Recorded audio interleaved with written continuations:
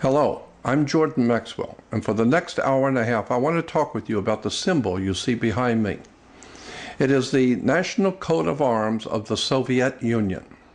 It's the symbol for world communism. And while the Soviet Union may not any longer exist as a communist state, make no mistake about it, communism dominates the world. And today communism is pervading in our country of America and around the globe.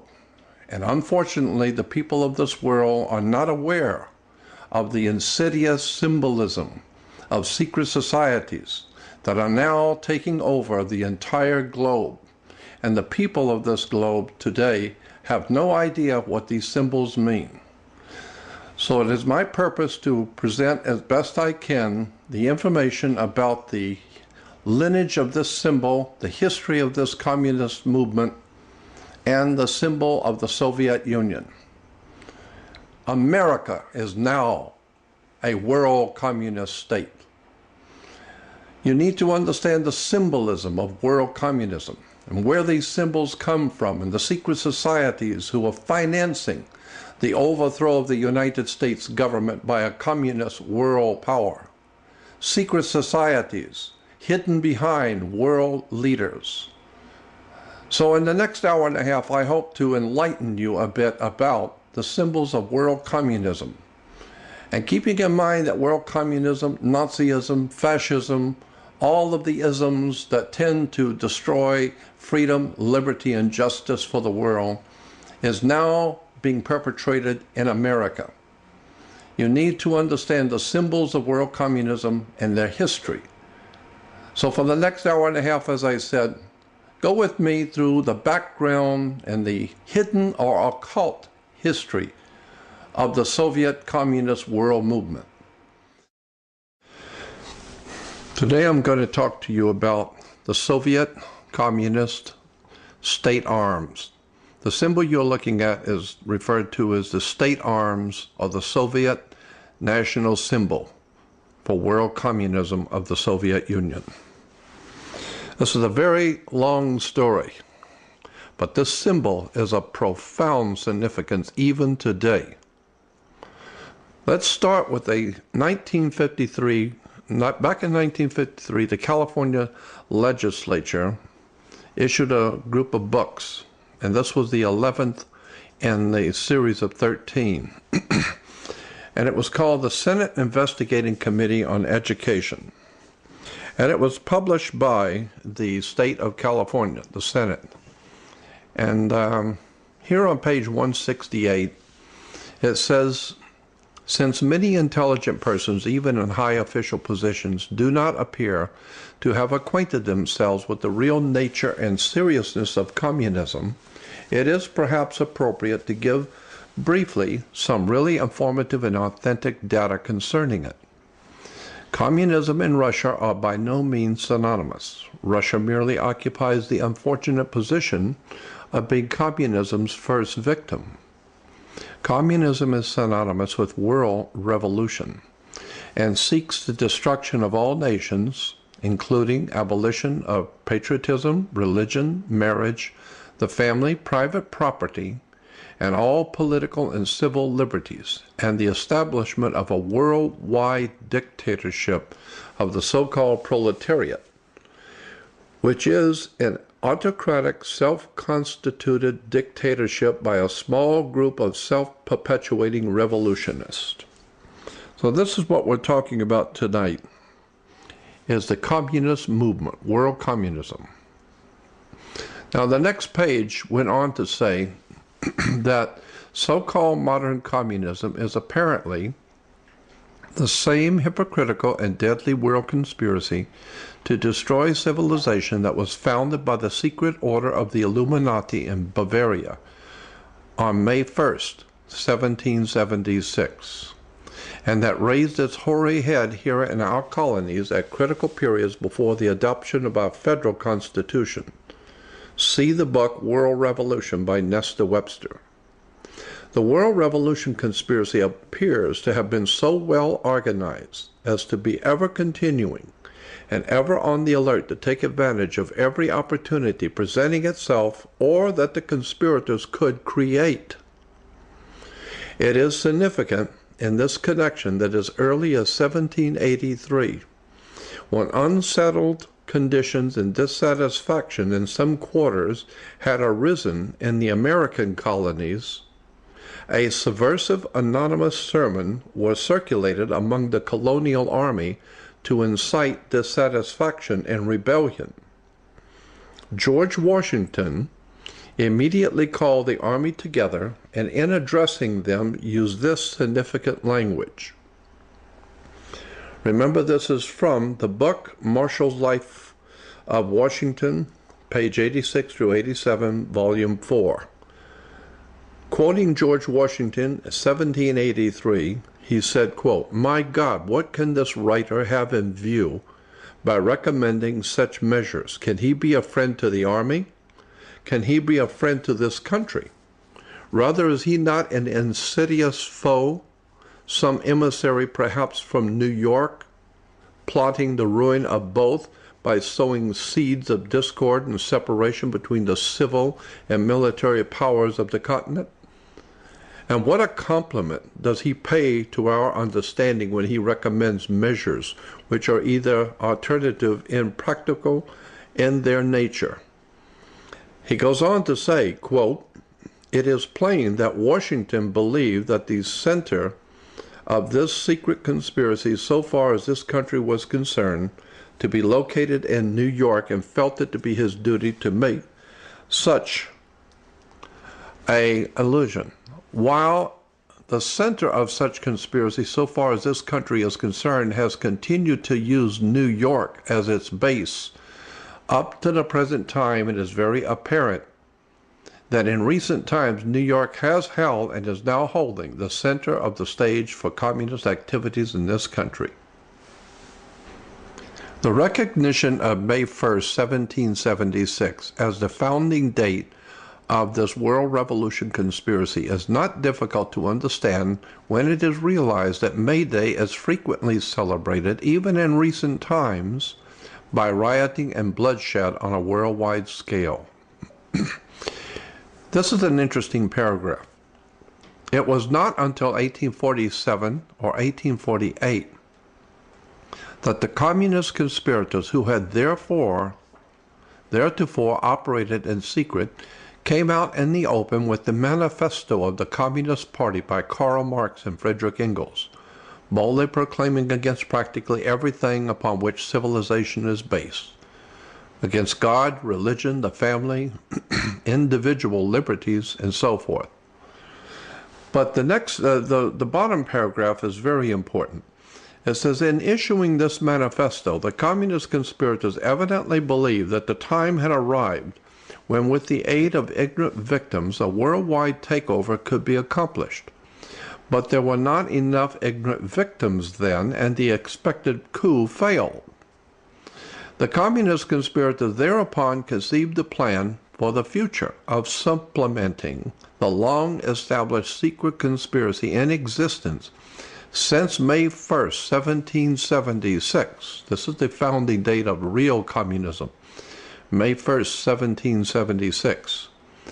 With an unremittent public campaign for victims among the ignorant of all nations, and in an attempt to hide from view the underlying hypocritical conspiracy existing since May 1st, 1776, it was decided that in such public campaign, the Manifesto of 1848 should be heralded as the founding date of communism, and Karl Marx falsely proclaimed as its author." Karl Marx, in fact, did not write the Communist Manifesto. He was merely a front man who put his name. The Communist Manifesto was put together by a group of men called the League of Just Men. Later on, that League of Just Men became known as the League of Communists, and later on their book became known as the Manifesto of the Communist Party. But it was the League of Just Men who wrote the Communist Manifesto, not Karl Marx. Anyway, in A Conspiracy Against God and Man, Reverend Clarence Kelly. This particular book was a study of the beginnings and the early history of the great communist movement of the world. Reverend Clarence Kelly. And in the book, he talks about regarding these same secret and powerful forces, Benjamin Disraeli, the English statesman, gave testimony in the British House of Commons on July 14, 1856. And on that occasion, he said, quote, "There is in Italy a power which we seldom mention in this house. I mean the secret societies. It is useless to deny, because it's impossible to conceal, that a great part of Europe and the whole of Italy and France and a great portion of Germany, to say nothing of other countries, is covered with a network of these secret societies, just as the surfaces of the earth are now being covered with railroads." And 20 years later, on September 10, 1876, Benjamin Disraeli was moved to make the following statement, quote, "The governments of the present day have to deal not merely with other governments, with emperors, kings, and ministers, but also with the secret societies which have everywhere their unscrupulous agents and can at the last moment upset all the government's plans." Much of what this historian had to say is enlightening. He cites, for example, the explicit testimony of one who was himself in close touch with the inner circle of this secret society and possessed knowledge of this secret society. He was referring to a doctor who, in April of 1914, wrote in an issue of the French occultist magazine Mystica under the pseudonym of Pappas. This doctor, member of this French occultist society, and wrote in the Mystica magazine, he said, quote, "Side by side with international politics of each state, there exist certain obscure organizations of international politics. These men that take part in these councils are not the professional politicians or the brilliantly dressed ambassadors, but certain unpretentious, unknown men, high financiers who are superior to the vain, ephemeral politicians who imagine that they govern the world."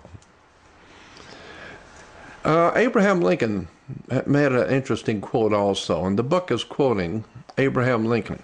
And he said, quote, "When we see a lot of frame timbers, different positions of which we know to have been gotten out at different times in different places by different workmen, Stephen, Franklin, Roger, and James, for instance, and when we see these timbers joined together and see they exactly make the frame of a house or a mill, or if a single piece be lacking, we see the place in the frame exactly fitted and prepared to yet bring such a piece in.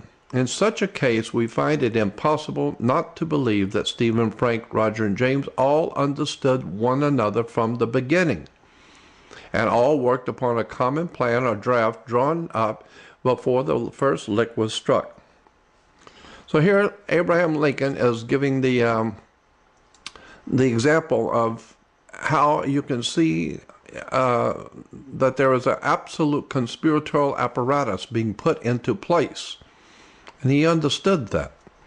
Now, in the book Secret Societies and Subversive Movements by Nesta Webster, she was the lady that was quoted in the California State Document, if you remember. Her first book was called World Revolution. This is the second book, called Secret Societies and Subversive Movements. In the 12th chapter, The Secret Societies in England, there is an article, a piece in this 12th chapter. It was very interesting. Nesta Webster, interviewed a lady who was a member of a secret society called Stella Matritina. Stella Matritina, a secret society, a quasi-Masonic secret society, I might add, in England, later became known as the Order of the Golden Dawn, with Aleister Crowley at the head of it. but before Crowley, it was called Stella Matritina. And so Nestor Webster is interviewing a lady who was a member of this Stella Matritina. And it says, in the opinion of an initiate who belonged for years to Stella Matritina, the dynamic force employed, known as Kundalini, is simply an electromagnetic force of which the sex force is a part, and on which the adepts know how to play. And the unseen hand behind all the seeming spiritism of these orders is a system of very subtle and cunning hypnotism and suggestion.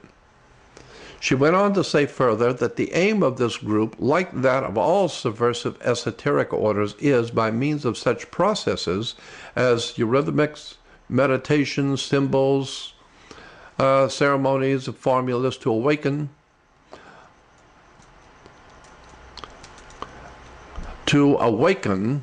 this force and produce false illumination for the purpose of obtaining spiritual seership, which is at most clairvoyance and clairaudience. The ceremonies of the order are hypnotic and by suggestion create the necessary mental and astral atmosphere, hypnotize and prepare the members to be willing tools in the hands of the controlling adepts. The same initiate has communicated to me the following conclusions concerning the group in question, with the permission to quote them verbatim. This was the quote from the lady who was a member of Stella Matritina. She said, "I have been convinced that we as an order have come under the power of some very evil occult order, profoundly versed in science, both occult and otherwise. Though not infallible, their methods being black magic, that is to say, electromagnetic power, hypnotism, and powerful suggestion." And here is the point. We are convinced that the order is being controlled by some sun order, after the nature of the Illuminati, if not by that order itself. So this is the object of my presentation. I want to look at this thing called a sun order, which is after the nature of the Illuminati, if not that order itself.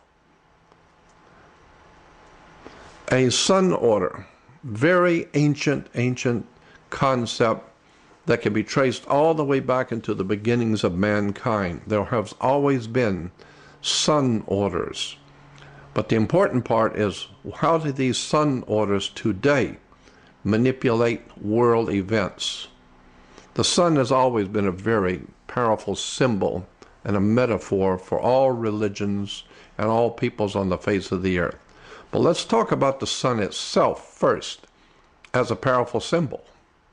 As we said, the sun has always represented a very powerful spiritual force in the universe, obviously because it gives us life and warmth. It lights the world. So naturally, the sun is a very important symbol to all mankind and all races. And as far back in mankind's history, we can see ancient sun worship. Here, as far back with and the most ancient peoples, the Assyrians and the Babylonians, their helmets, you can see on the Assyrian helmets, especially the two on the right, upper and lower, having sunburst symbols on their helmets. This is far back into the Assyrian Empire. Then, of course, we see that the Romans picked up the same idea from the Assyrians, and they had sun helmets because the sun was very important, especially in the Roman Empire. And we see it, of course, with the Native Americans, and even today in South America, such as the different races of people who celebrate the coming of the sun, even Native Americans, as I said. So it's a symbol that has been used for thousands of years, worshiping the sun. One of the oldest symbols of the sun was and still is the eagle. And this is something a lot of people do not know, that almost all the ancient civilizations in the world had an eagle somewhere in their symbolism, and the eagle always, and in every case, always represented the same thing. It was always a symbol of the sun. Why? Because eagles can fly so high, and they have sharp vision, and they're able to see things and overview the whole earth. So ancient Romans, of course, as I said, used the eagle to symbolize the sun. Here's Solis Invicti, the Roman god, with his symbol for the sun was an eagle. Eagles were used all over the Roman Empire to symbolize the sun. And fascists, of course, in Europe used the eagle also for the same reason, to symbolize the sun. It's a Roman eagle fascist signet ring. The eagle symbolizing the sun. And you'll see the eagle is perched on a fasci. That's another whole subject we'll get into another time. The symbol of the fasci is a bundle of sticks which you'll see the eagle perched on with a hatchet head. It's called a fasci. It's the symbol of world fascism, or world totalitarian fascist state, the most brutal fascist corporate state symbol. And the eagle representing the sun, showing that the sun is connected to world fascism. Here it is on a coin in 1849 in Rome, in Italy. You'll see the eagle perched on the Roman fasci. Here it is on an American quarter. American quarter, just like the Roman, because America is modern-day Rome. Now, Hitler and the Nazis also used eagles for the same reason, to symbolize the sun. You'll always see the eagle perched on the sun, and of course the swastika represented the sun and moving across the earth. As the sun rolled across the sky, that's why the legs of the cross were moving. It was walking across the sky. Sun symbols and eagles were one and the same thing in Nazi Germany. Now, we still have today the use of eagles as a symbol of the sun all over the world. Here in Florence, Italy, we have a church that has a sun eagle on the door. So eagles have always been synonymous in symbolism with the sun. The reason why this is important, because we're talking about a secret society that is based on the Illuminati, if not that very society itself. And the most important symbol of the Illuminati is the sun, because it brings light into the world. And as I said, it was always represented in the ancient world by an eagle.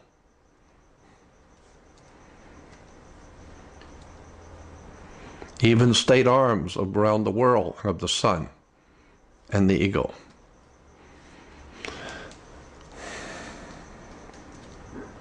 Now,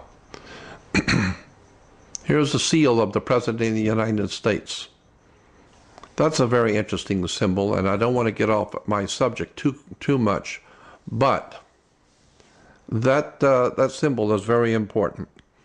You will see in one talent, the eagle is holding 13 arrows, and the other is 13 leaves. There are 13 berries, 13 stripes. Very interesting symbolism, and we'll talk about that in another time, because there's a whole world of knowledge of symbolism wrapped up in the presidential seal.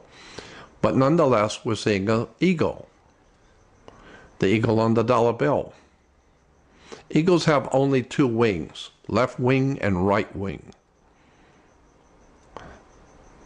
That's why we have in America the Sun Order that controls America's politics has two wings. They're called left wing and right wing.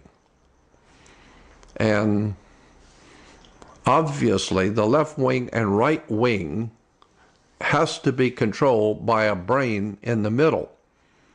That's your hands, both left hand and right hand, is controlled by one brain in the middle.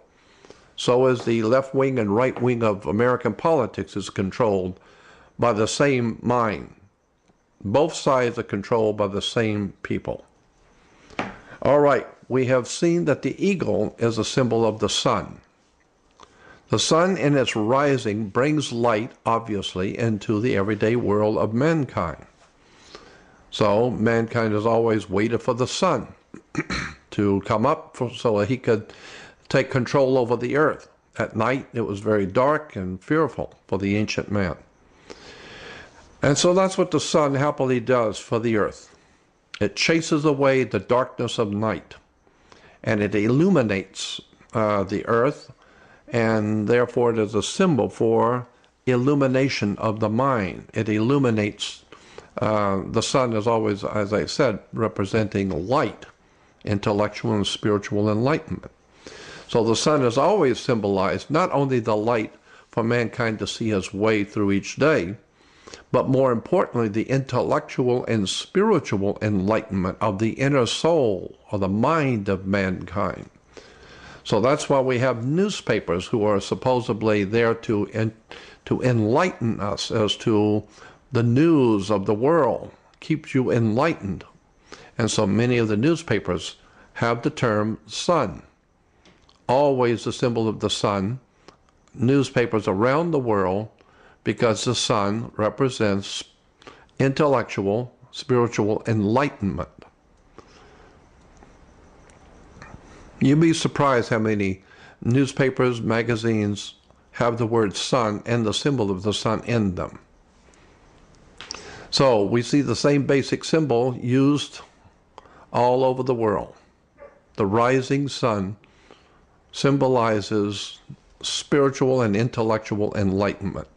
Here you'll see the rising sun behind the mountains, and that's a very important symbol we're going to get into now, that sun order, and it's symbol of the sun rising behind the mountains. That's a very important symbol, the sun rising behind two mountains. We'll tell you why in a few moments, but you'll see it everywhere. Even this dollar bill, as far back as 2005, but this is a very old silver dollar, and the name of the silver dollar is Liberty Marching Toward the Dawn of a New Day. Here it is in Russian, Soviet, even Obama uses it. There's a good reason why he uses it. It's a Soviet communist symbol. And we see the symbolism generally picked up around the world and used in, in commercial and corporations, etc. Even the shell sign features the sunrise on the shell sign. Here's a new stamp in America. You'll see the two pyramids of the two mountains and the inverted triangle, which is the sun rising between the two mountains. This is a very fascist Nazi architect. This is very fascist, and you'll see the fascist Nazi eagle that was popular in Germany under Adolf Hitler and the Nazis is now on an American stamp, and he is perched on a fasci, a bundle of sticks. Very impressive National Socialist symbolism in America. Nazism, fascism, the eagle, the sunrise between two mountains, all of this is replete in America, everywhere. And in churches and religions in general, you'll see suns behind the mountain. And this is a whole subject that we'll get into another time, because this is a very big subject about how the church uses the sun rise behind the mountains. There's a very good reason why, and we'll get into that another time. But just to show how this symbolism is used in politics, in corporations, religion, churches. Even the sunrise Torah symbol. The Jews use the sun rising over Jerusalem all the time. That's a very important symbol. Here we have sunrise in Jerusalem. There's a reason why the sunrise is important, because it's a symbol of the Illuminati, the illumination of the world by the illuminated minds. And of course, Charles Taze Russell, when he founded the International Bible Students Association back in the 1868, Zion's Watchtower, today is known as Jehovah's Witnesses. That was a Illuminati Zionist movement as far back as 1868, and the sunrise was used profusely in the old watchtowers. Now, the rising of the morning sun is called the dawn, so when the spiritual or intellectual enlightenment comes into your heart or mind, we say things like, oh, it just dawned on me. Why do we say that? Oh, yes, it just dawned on me. That's what the sun does. It dawns. The dawn is it says here, the rising sun is a symbol of hope and a new beginning. The dawn. It's a Christian concept. And if you go on the web to Google and put in Christian New Dawn, you will see hundreds and hundreds of churches and church groups and Christian groups going by the name of Christian New Dawn, the New Dawn movements. Easter celebrates the new dawn of Christ brought into the world. Christian singers, the New Dawn singers. Christian churches, the New Dawn Christian Church. So here's a picture of a Christian celebration, and you'll see on the backdrop, you'll see the crosses, and then you'll see in the middle the mountains with the sun rising on the new dawn. Most Christians have no idea in the world the significance of these symbols, have no concept in the world about what they're being led into. And of course, with this new dawn, we get into something called the new day, obviously. Christian symbolism still. And don't forget about the Jewish Kabbalah. The Jews also have the same symbol. That's what Christians have gotten it from. It's from the old ancient Jewish religion. In the book 9.5 Mystics, the Kabbalah Today, on the 9th chapter is called The Fragrance of Eden, the way of one who is caught between the suns of a dying and dawning day. So this is a very important Jewish symbol also in synagogues, the sun rising for the new dawn. And here was a song that's written about the Jewish people during the Second World War. It says, "The first to perish were the children, abandoned orphans, the world's best and bleak earth's brightest. These children might have been our comfort for these sad, mute, bleak faces. Our new dawn might have arisen." So this whole idea of the coming of the Messiah, according to ancient Jerusalem and ancient Jewish teachings, has nothing to do, in fact, with a man coming to save the world. In Judaism, the Messiah is actually a messianic period of time.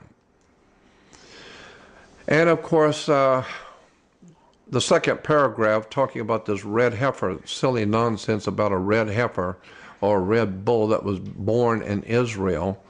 This goes back to the worship of Taurus, the bull, and the constellation, when the sun was in the constellation of Taurus. This is why Moses then the Israelites were worshiping a golden calf. The golden calf was the sun, which is golden, and the calf, which is a Taurus, the bull, the constellation of Taurus. That's a whole subject we'll get into also. But even today, they're talking about a red heifer born in Israel. And the second paragraph goes on to say that tradition records that a red heifer in our generation is the herald of the Messianic era. It is certainly an important development toward the rebuilding of the Holy Temple. Our ancient sages taught that Israel's redemption could be compared to the dawn. In the beginning, it progresses very slowly, but as it continues, it grows brighter and brighter. So this whole idea of Messiah is not a man coming back, but it is a messianic era, a time period. And this time period is when the rebuilding of the Holy Temple, and this whole idea and concept of rebuilding the Holy Temple is a Masonic idea. Illuminati, Freemasonry, dreamt up the idea of rebuilding the Holy Temple. It has nothing to do with Judaism. It has to do with Masonic illumination, the dawn. And of course, the Nazis were big on this thing too, on this idea. The Nazis were big also by saying, on fatherland, show us the sign your children have waited to see. The morning will come when the world is mine. Tomorrow belongs to me. The Nazis were really big on using not just the eagle to represent the sun, but the Nazis were very big on the whole concept of the new dawn and the new day. We'll get into that in a few moments. If you go to the United Nations website and type in, go to the UN website and type in a new dawn, you will see there are many articles about the new dawn. But what the UN is talking about when it uses the term new dawn is a new dawn for socialism, or what we might call Soviet communism. That's the new dawn in the United Nations view. So here we have newspapers from the UK, and it says only a strategic partnership with China will keep this new dawn bright. Here is Gordon Brown with his wife talking to Ted Kennedy, and it says Gordon Brown, the Prime Minister of England, calls for a new dawn of collaboration with the U.S. and the European Union. Bush sees a bright dawn emerging. Here's Brown calls for a new world order, which would be a part of that truly global society of the new dawn. Even the Catholic Church is getting into the act, talking about the new world that's coming in the new dawn. And while we're talking about the UK and the United States working together for this new dawn, we might also want to remember a very interesting and important article in August of 1914 in the Congressional Record. Now, in the Congressional Record, as far back as 1940, there was entered into the Congressional Record a series of articles called Steps Toward British Union, a World State in International Strife. This was entered in August 1940 in the House of Representatives. Again, the title of this articles that were entered into the Congressional Record. Think about what you're reading. Steps Toward British Union, a World State, an international war, international strife. And it says the author of this is Representative Thorkelson. And he said, Mr. Speaker, in order that the American people may have a clearer understanding of those who, over a period of years, have been undermining this American Republic, in order to return it to the British Empire, I have inserted in the record a number of articles to prove this point. These articles are entitled Steps Toward British Union, a World State, and International Strife, which is can be said another way. Steps Toward British Union with America, the bringing back of America into the British fold, and calling it the British Union, a world government, a new world order, and international wars. It goes on to say, this is part one, and in this I include a hope expressed by Mr. Andrew Carnegie in his book, Triumph Democracy, and in this he expressed himself in this manner. Andrew Carnegie saying, this is back in 1939-40, Andrew Carnegie said, "Let men say what they will. I say that as sure as the sun in the heavens once shone upon Britain and America united, so surely it is one morning to arise, to shine upon and greet again the reuniting of states of the British-American Union." Well, you need to remember who the great enemy of Americans were in the Revolutionary War.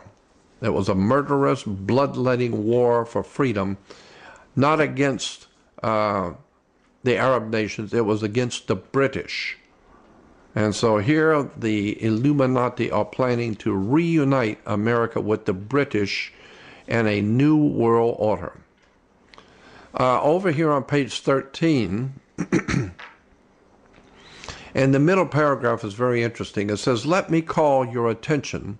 This is the congressman writing this. And he says, "Let me call your attention to the fact that on the reverse of the Great Seal of the United States, which appears on our dollar bills, you will find the exact symbol of the British Israel World Federation movement." Now, this is very important. I'm going to go back over this. It said, "Let me call your attention to the fact that on the reverse of the Great Seal of the United States, which appears on our dollar bills, you will find the exact symbol of the British Israel World Federation movement. This symbol is also carried on the literature of other organizations promoting a world government and a world religion. At the bottom of the circle surrounding the pyramid, you will find the wording Novus Ordo Seclorum. It was this new order that was advocated by Clinton Roosevelt several hundred years ago, and recently in the book called Philip Drew, and now followed by the executive. He says, "Do you not think as good American people that the administration has gone far from constitutional government when there is inscribed a symbol on the reverse of our Great Seal that advocates a new order? An order which means the destruction of our republic as formulated in the Constitution of the United States?" Well, we're talking about a revolution to overthrow the United States. We can't forget Cecil Rhodes, a British statesman and empire builder. And in his last, he had many different wills because he was a very wealthy man. Cecil Rhodes was a British statesman and empire builder. He died in 1902. In his first 5 wills, he had many wills, very wealthy man. In the first 5 wills, repeatedly called for, he wished to have, quote, a secret society, the true aim and object whereof shall be the extension of British rule throughout the world, end quote. And eventually, quote, the ultimate recovery of the United States of America. So Cecil Rhodes left money to finance a secret society, the true aim and object whereof shall be the extension of British rule throughout the world, and eventually the ultimate recovery of the United States of America. In his 6th and last will, he created the Rhodes Scholarship, limiting the eligible applicants to Anglo-Saxons who came from Great Britain, U.S., or Germany. So when you hear politicians bragging that they are Rhodes Scholars, just remember they are being promoted and financed by secret societies, the true aim and object whereof shall be the extension of British rule throughout the world and the ultimate recovery of the United States of America. Now here is the book Philip Drew that we talked about a few moments ago. There was a book put out early 1900s called Philip Drew, Administrator. It was written by, here is President, the President of the United States, and next to him is a man named Colonel William Mandel House. Colonel William Mandel House, very wealthy banker in Europe, but was a very close friend to the President of the United States back then. He wrote a book called Philip Drew, Administrator. And in this book, he talked about the whole takeover of the United States and how the international banking cartels were going to do this. And one of the chapters is the prophet of a new day, the exultant conspirators. Another one, administration of the republic. Philip Drew outlines his intentions, the new era in Washington. Some of the others was like, another chapter was in international crises, the reform of the judiciary, a new code of laws, the Federal Incorporation Act, the Federal Reserve Act, the new national constitution, the new state constitution, the rule of the bosses. And a very interesting chapter toward the end, on the bottom you'll see the unity of the northern half of the Western Hemisphere under the new republic. Well, that's what we had under Bush, the destruction of the United States as a sovereign power, connecting the United States now with Canada and Mexico. Well, here as far back as 1900, in the book, and Colonel Mendell House was outlining the unity of the northern half of the Western Hemisphere under a new republic and a new national constitution, and the rule of the bosses. This is a very important book. Prophet of the New Day. And here he was talking on in this chapter, socialism as dreamed of by Karl Marx cannot, he said, socialism as dreamed of by Karl Marx cannot be entirely brought about by a comprehensive system of state ownership and by the leveling of wealth. If that were done without spiritual leveling, the result would be largely as you suggest. So there has to be some kind of a spiritual matrix added into this communism. So now let's take a look at what's going on in New York. George Washington felt that the Illuminati was trying to destroy the Republic as far back as the 1700s, 1800s.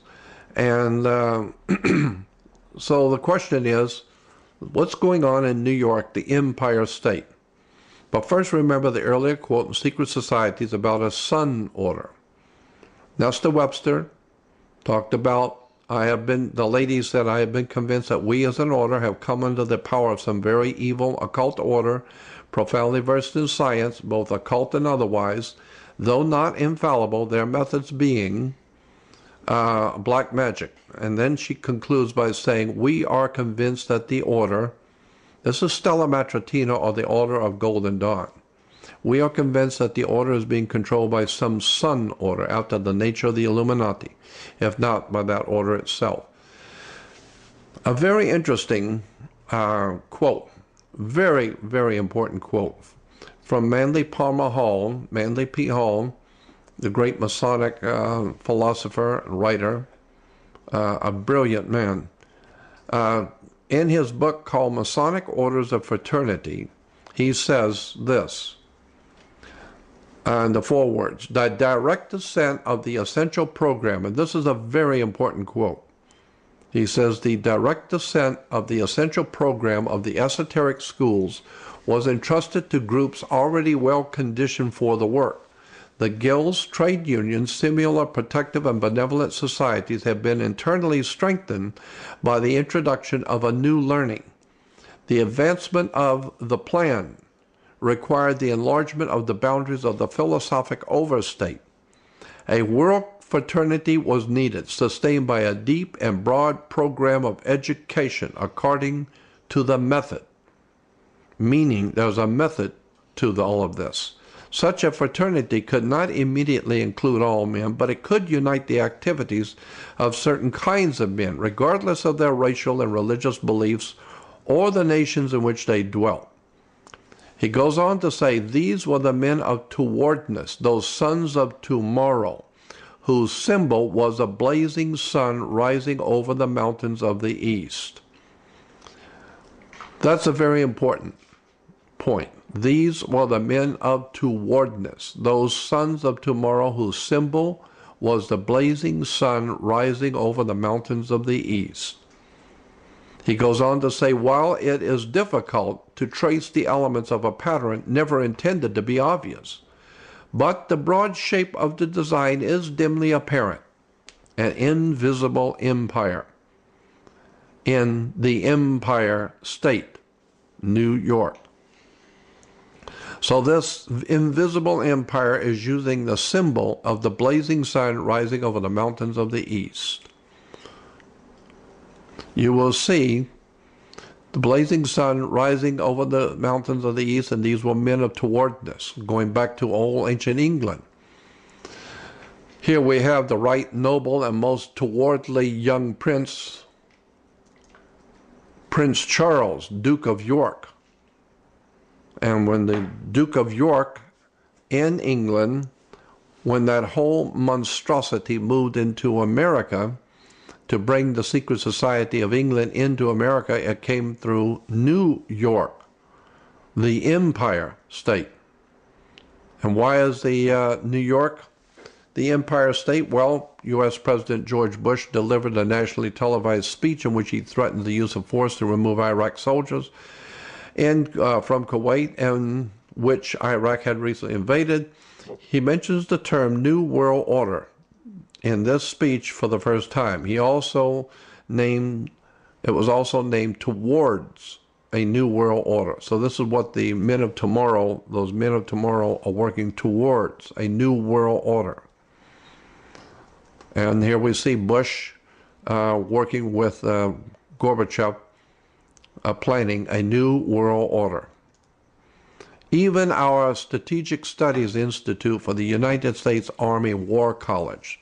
This is the United States Army War College, published by the Strategic Studies Institute, in which this publication, The World in 2010, A New Order of Nations, showing how the world is being carved up, and the Strategic Studies Institute of the United States Army War College is a part of it.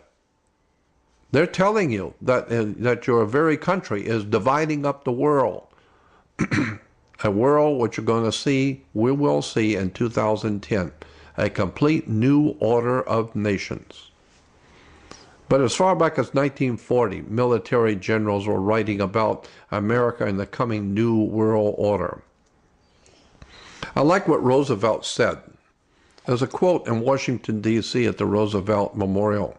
It says, "They who seek to establish systems of government based on the regimentation of all human beings by a handful of individual rulers call this a new order. It is not new, and it is not order."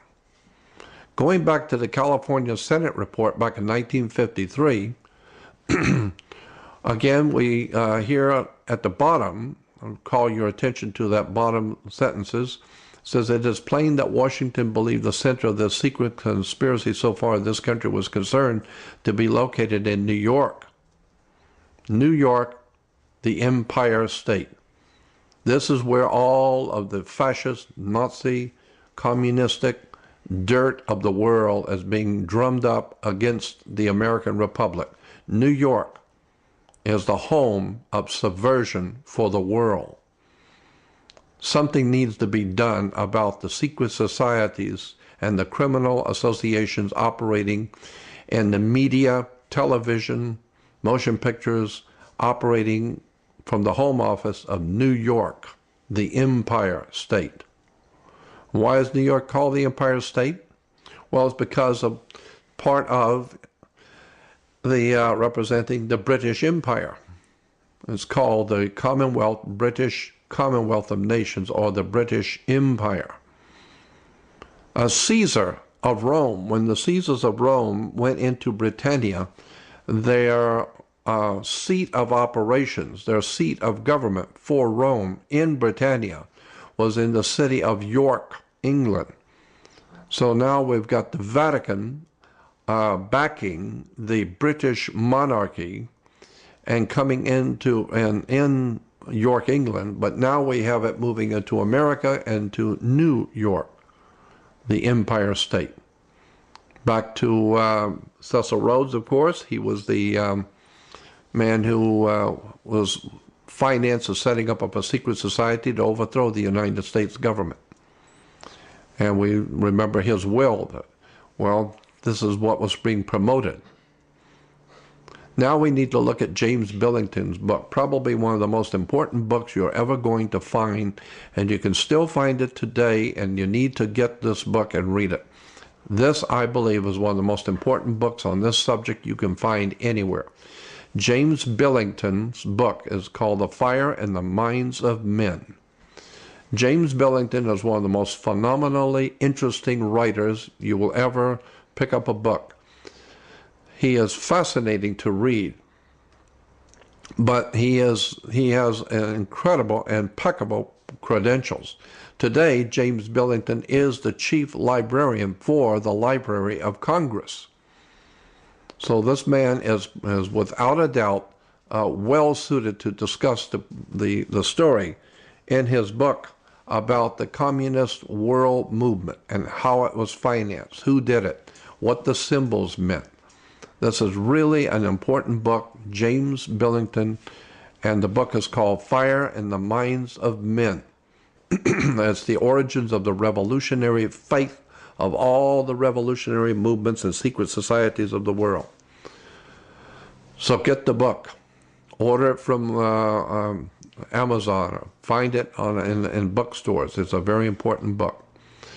Now, in the book Fire in the Minds of Men, in the inside cover, it says, the history of modern revolutions is the story of people in the grips of ideas and beliefs. In this masterful work, James Billington, whose icon in the Acts, this was his first book, establishes him both as a formidable scholar and a sparkling storyteller.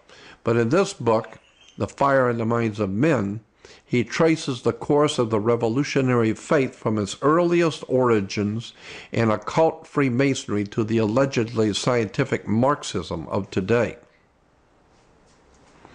Now, in the introduction is a profound paragraph in Fire in the Minds of Men. James Billington says in the introduction, a recurrent mythic model for revolutionaries, early romantics and young Karl Marx, and the Russians of Lenin's time, was Prometheus, who stole fire from the gods for the use of mankind. The Promethean faith of revolutionaries resembles in many respects the general modern belief that science would lead men out of darkness into light. But there was also a more pointed millennial assumption that on the new day that was dawning, the sun would never set. Early during the French Revolution was born something referred to as, quote, the solar myth of the revolution, suggesting that the sun was rising on a new era in which darkness would vanish forever. This image became implanted at a level of consciousness that simultaneously interpreted something real and produced a new reality. The new reality that they, the secret society, sought was radically secular and stringently simple. The idea was not the balanced complexity of the new American Federation, but the occult simplicity of its great seal, an all-seeing eye atop the pyramid over the words Novus Ordo Seclorum. Very important. This is why in New York City at Rockefeller Plaza you will see Prometheus, who stole fire from the gods to illuminate the minds of our masters on the earth. The godly wisdom was stolen by the god Prometheus and brought to the earth and given to our illuminated minds, or what we call, those who we call Illuminati, to illuminate our masters who control the human race, implying that they have knowledge of the heavens and wisdom of the world that we mortal men do not have. That's why they are the Illuminati, the illuminated ones. So I want to draw your attention to the top part again. It says a recurrent mythic model for revolutionaries, early romantics, young Karl Marx and Russians of Lenin's time was Prometheus. Well, so it is today, still.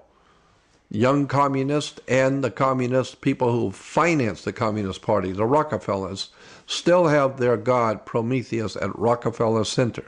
And the American people, New Yorkers, every day going by the Rockefeller Center, never realize what that statue actually implies. It's Prometheus who stole fire from the gods in heaven and brought down to the Illuminati intellectual, spiritual enlightenment to rule over and control the world. Prometheus. Then in the back of the book, under the subheadings in the back of the book, talks about the solar revolution, the temple of the sun, talks about the books that were written as far back as 1887, talking about the year 2000 in New York.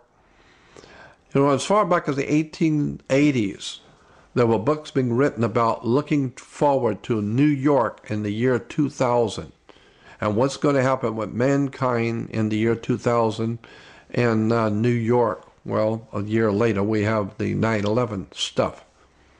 Even speculation about the year 2000 began not with the futuristic futurology of the 1960s, but the year 2000 was important in a dynamic work written as far back as 1780 by the same figures who invented the word communist. So the very secret societies out of New York and Europe who were developing what we call communism as far back as 1780s, you know, George Washington knew about them, called the League of Just Men. And they were writing about what was going to be happening in America in the year 2000 in New York. So the sun again, we go back to this concept of the new day that was dawning. The sun would never set. And of course, we go back to Manly P. Hall, who said that that sun was a symbol for the blazing sun rising over the mountains of the east, was the symbol for this secret society. Well, as I said, it's a communist symbol of the secret societies, and we see the sun rising behind the mountains of the east. Again, we're talking about this sun order. And you see it in Romania, in Mongolia, in Armenia, state seals of Santa Barbara, and Arizona, Illinois. We can go on for hours on this stuff. Montana, Nevada, Ohio, California Insurance, New York. Here's the city of New York seal with the sun rising behind the mountains of the east. Obama's sun behind the mountains, rising behind the mountains. Now, there's a very important book that cannot be found today. It's a very, very good book, and I've got 2 copies of it. You can hardly find this book, and if you do, it's going to be extremely expensive.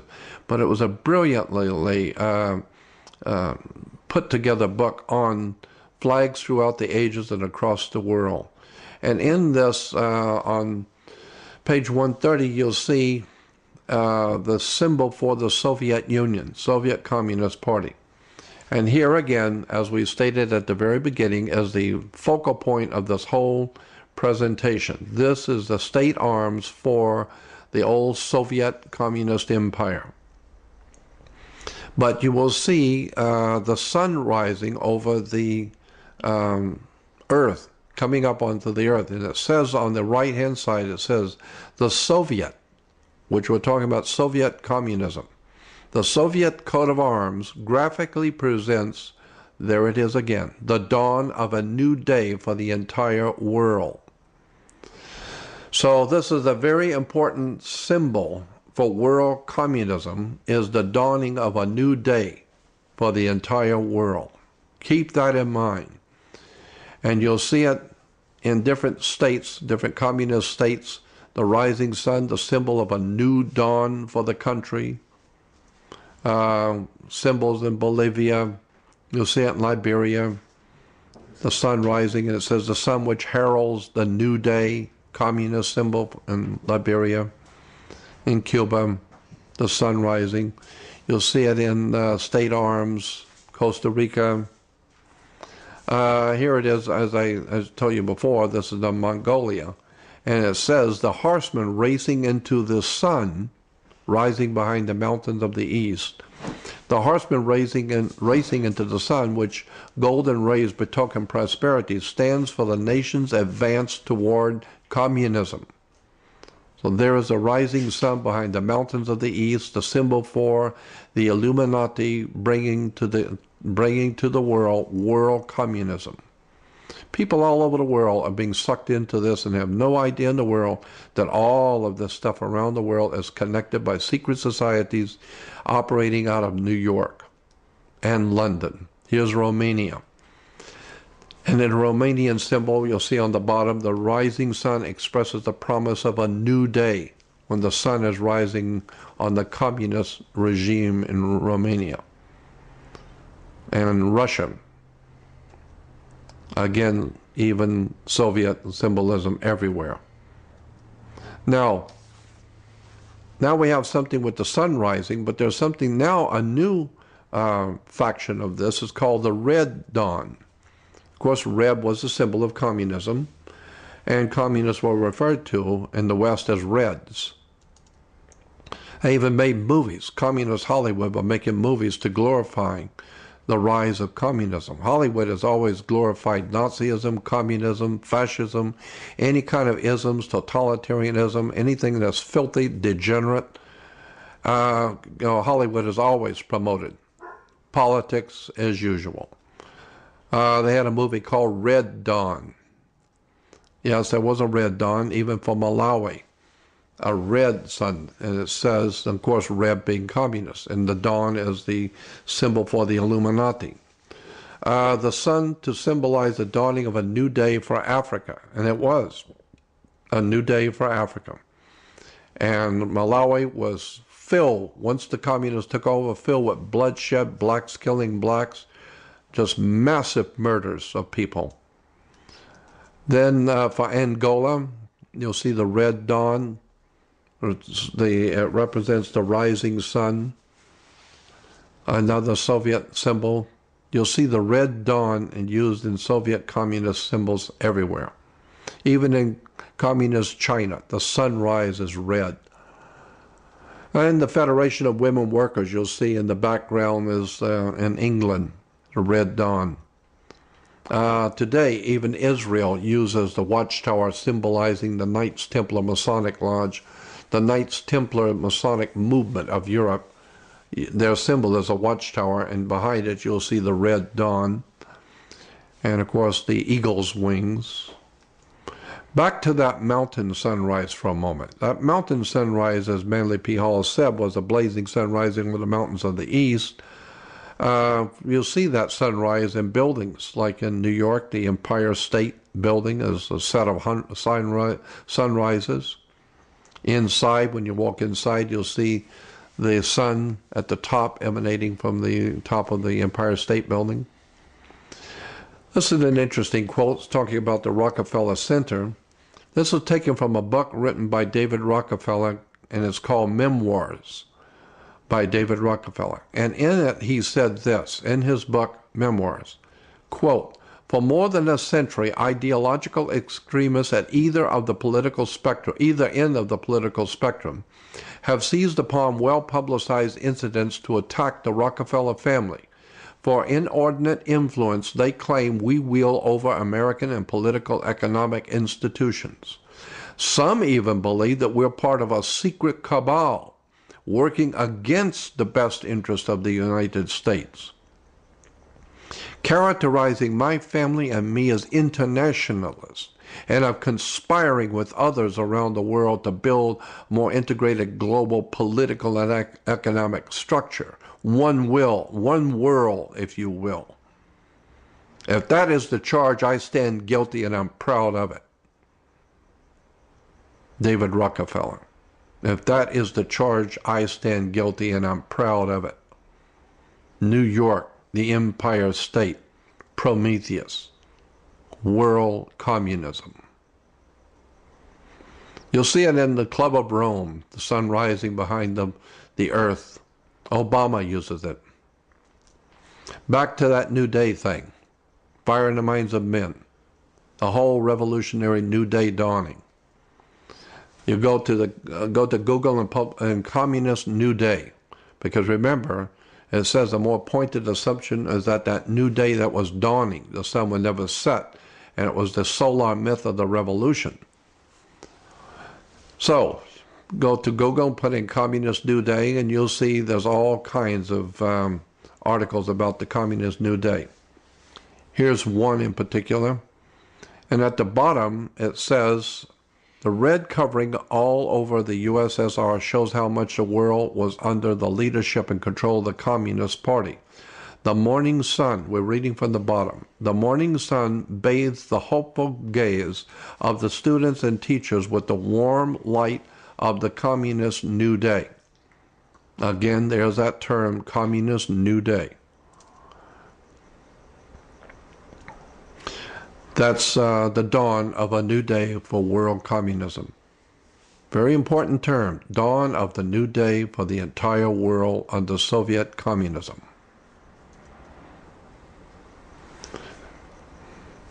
Yep, Clinton with the dawn of a new day. Obama, the new day in America. The Soviet coat of arms graphically presents the dawn of a new day for the entire world. Does this tell you something about where America is today and where it's going? Dawn of a new day in America. Go to Google and put Obama and New Day, and you will see there's almost 1,947,000 back then. Almost 1 million entries on the web talking about Obama bringing the dawn of a new day. It's everywhere. Barack Obama's dawn of a new day for America. A new day dawns for our country. Communist Party is ecstatic over the 2008 election results. Voice of Marxism announced hard work is just beginning. Obama in Berlin, a new day and a new hope. Barack Obama, a new day is dawning. I don't know if you're getting the point of where we're going and who we are today in America. But we are a full-blown communist, Marxist, Leninist state. Again, go to the web and put in Obama New Day Dawning. See how many hundreds of thousands of articles are written around the world on the new day that's dawning. The Soviet Communist Marxist New Day for America. And here's an article that says, as an activist dedicated to the participatory democracy, I am thrilled that tens of millions of voters and tens of thousands of volunteers have participated in this democratic nomination and breathed new life into our democracy. The People's Democratic Republic of Cuba, the People's Democratic Republic of Romania, this great democratic republic. I have great respect, it goes on to say, I have great respect for our presidential candidates, particularly Senator Hillary Clinton, who has proved herself to be a champion of the working families.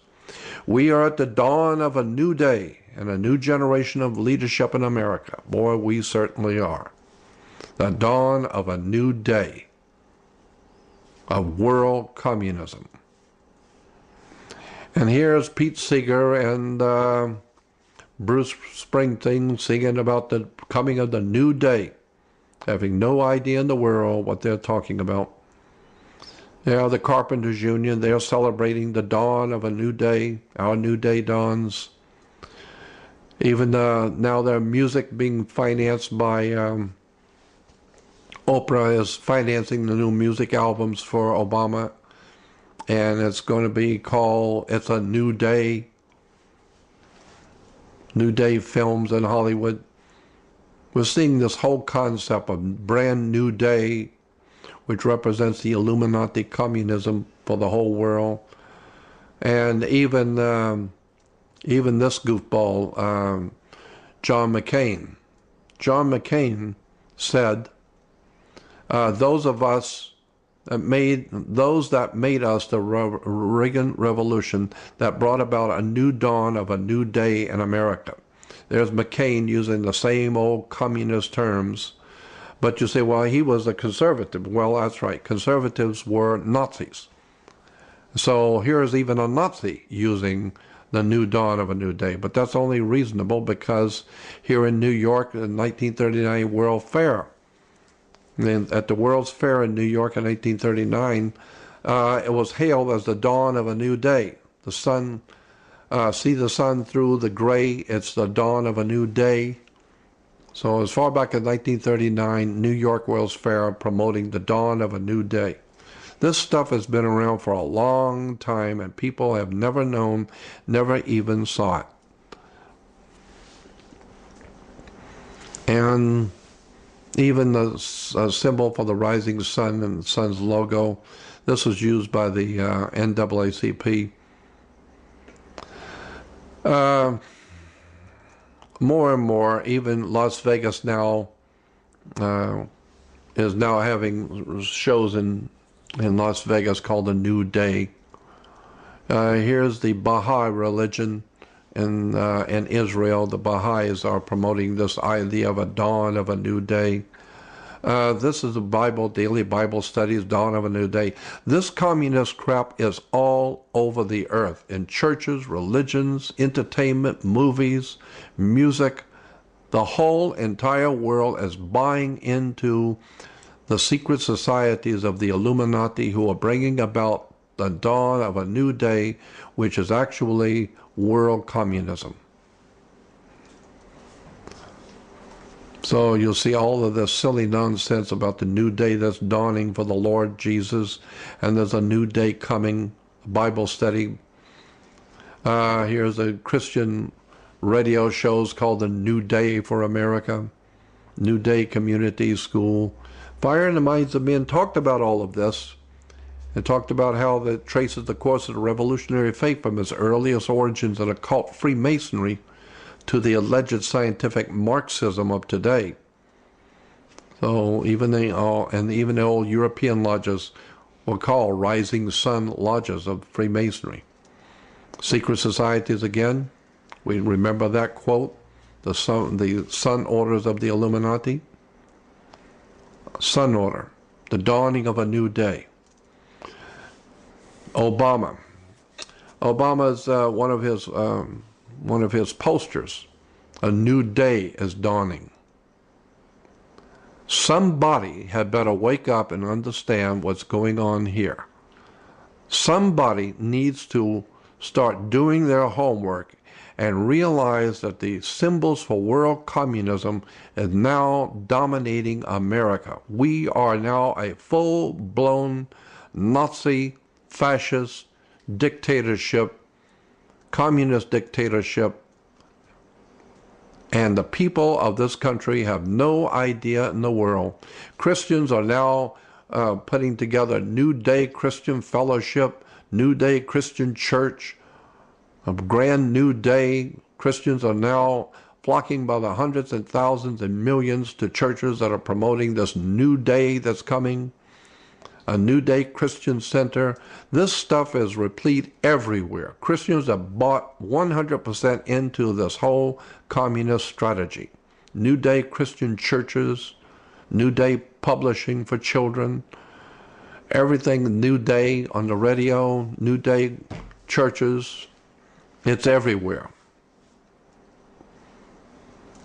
Christians have bought into this and have no idea in the world that this is an Illuminati, well-planned trick to deceive the whole world into buying into a new world order communist Nazi movement. I'll show you why I say communist Nazi, because there's not 10 cents worth of difference between any of them. New Day Christian churches. God is bringing us and giving us a brand new day. It's really very sickening to see how gullible and ignorant and ill-informed the Christian world has been sucked into the new day that's dawning, which is nothing more than the old communist world takeover. And here, of course, we have Americans that are praising and thanking God for the new day. Obama. Americans just love. They love the idea. There are even tears in their eyes supporting the communist takeover of the United States and of the world. Yep. And just like that article said, it says, the dawn of a new day for the entire world. Well, at the top, you'll see on the left, it says, around the world, joy at a new day that's dawning. Here's school children wearing Obama masks in India. The entire earth is bought into this world communist Illuminati secret societies financed out of England and America to bring about a new world order, which is a communist Nazi movement to enslave the human race. So here is the bottom line for America today. America is left with two choices. You either have the right-wing Vatican, Martin Bormann, Nazi, New World Order Republicans, or you have the left-wing Soviet communism, New World Order Democrats. Understand the right and the left wing of the eagle, the sun order. Right wing is Vatican, Holy Father, Martin Bormann, Adolf Hitler, Nazi, New World Order Republicans. And the left wing is the Soviet Communist New World Order Democrats, secret society Illuminati.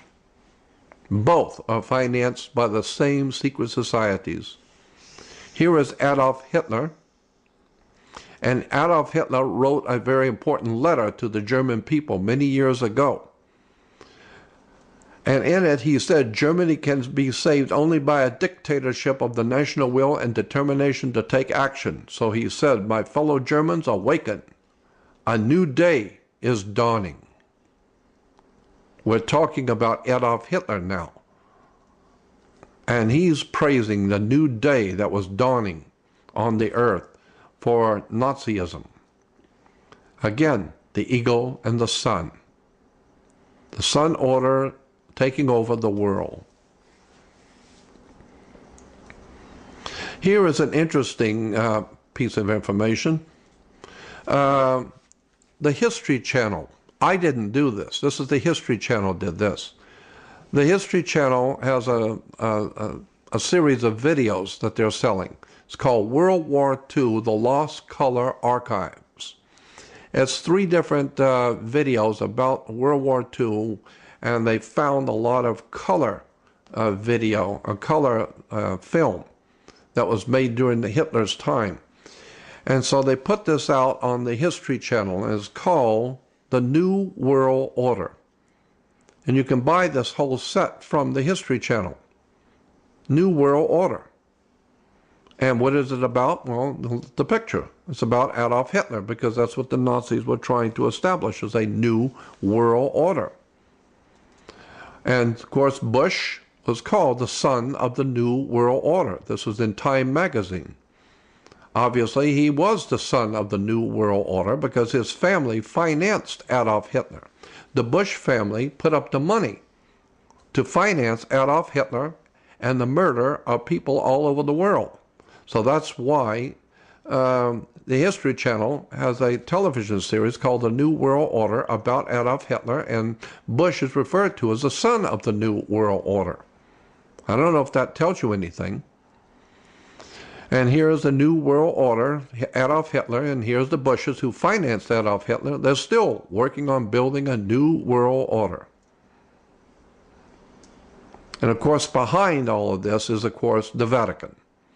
The Pope calls for a new world order. You better find out. You'll see the Vatican, the Pope is wearing the sunrise on his papal headdress.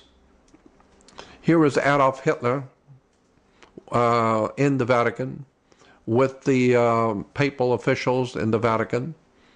Because Adolf Hitler merely represented the Catholic Church, and the Catholic Church represented Rome and the domination of the Roman Empire, and as far back as the Caesars, their symbol was the symbol of the sun order. So Hitler was a Catholic, was never excommunicated, financed, organized, directed by the Catholic Church. So you just keep continuing to send money to the Holy Father, and one day you're going to wake up and find out what the Catholic Church was really all about.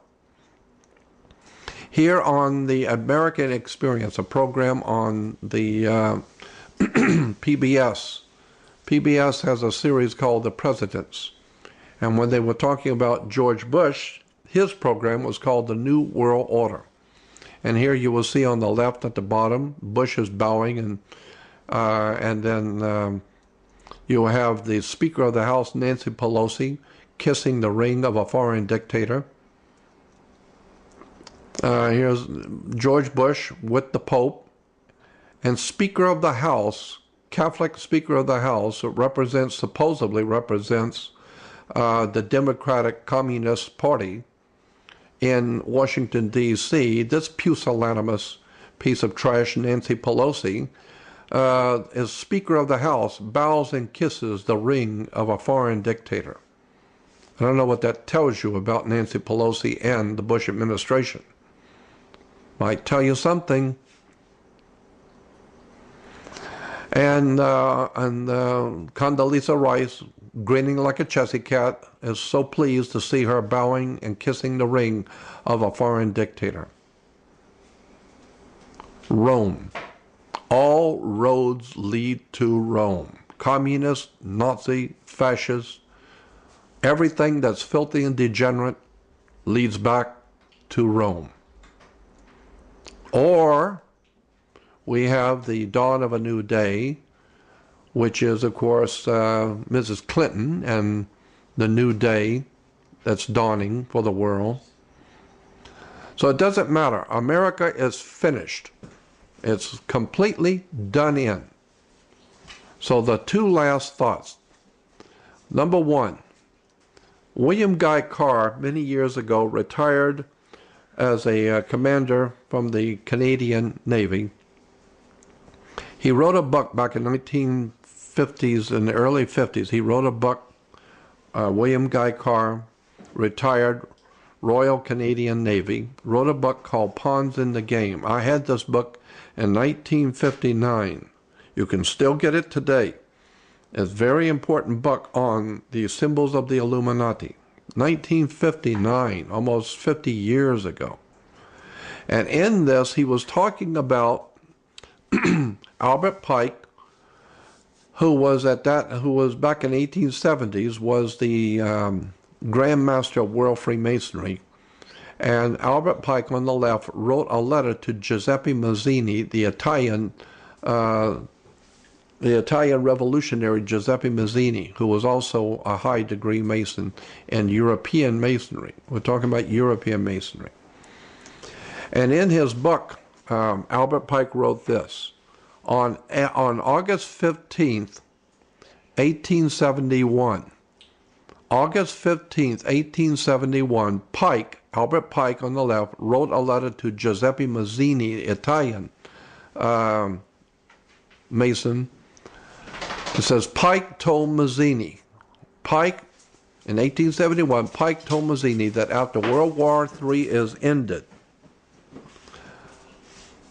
those who aspire to undisputed world domination will provoke the greatest social cataclysm the world has ever known. We quote his own written words taken from a letter catalogued in the British Museum in London.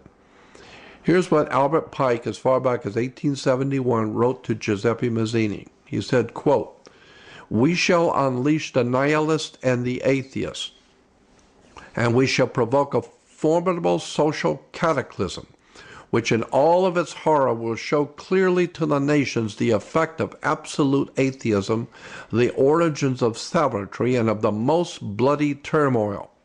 Then everywhere the citizens obliged to defend themselves against the world minority of revolutionaries will exterminate those destroyers of civilization, and then the multitude of the world, disillusioned with Christianity, but whose deistic spirits will be from that moment without compass or direction, but anxious for an ideal, but without knowing where to render its adoration, will receive the true light through the universal manifestation of the pure doctrine of Lucifer, brought finally out into public view, a manifestation which will result in the general reactionary movement, which will follow the destruction of Christianity and atheism, both conquered and exterminated at the same time. Read over that and think about what you're reading. That was written as far back as 1871 about the world minority of revolutionaries bringing to the world terrorism. And it says, we shall unleash the nihilists and the atheists, showing that this has been planned as far back as 1871. These guys are good. So that's your Obama New World Order. This is where your hope for the future of America should go. And the second and last point I want to make is that there was a movie, a television show came out many years ago called V. The original miniseries, it was on NBC, called V. Well, NBC, that was the original, was done by NBC. But now Disney, ABC, ABC is owned by Disney. Disney's ABC has done a new version, brought it up to date with a new television series called V. And in the new television series V, the aliens hand out a tract in the movie, and it's talking about what the aliens are going to do as they take over the whole world. And the tract that they're explaining what they're going to do is called Welcome to the Dawn of a New Day. So ABC, Disney is slyly telling you world communism is taking over the entire world. Mankind cannot even begin to fathom what's going on. And even Disney, ABC is showing you that they are aware that what's going on with this new communist dawn of a new day is all part and parcel of something even far, far bigger and deeper than you know. And they're telling you that this is, they're bringing it to you in the new television series called V. Somebody needs to wake up and get a life and start learning what these symbols mean. Thank you.